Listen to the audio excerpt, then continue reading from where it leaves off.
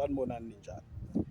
Mangabe uphupha kakhulu, umuntu ophupha kakhulu, lelo iphupho elibikayo noma elikhombisayo ukuthi kahle kahle wena umuntu kamoya. Ma umuntu ophupha kakhulu, lokho kusuke kukukhombisa ukuthi kahle kahle umuntu okumele enze kahle empilweni.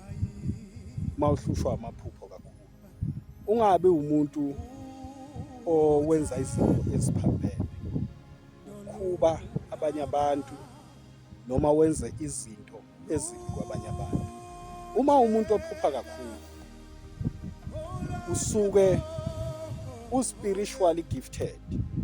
Into okumele uyenze, kumele wenze kahle, uhlale emphuphekweni nje, uze uyithola indlela okuyiyona yona eyofika ngalo futhi iphupho. Abantu-ke abaphile abantu. Ngiyabonga.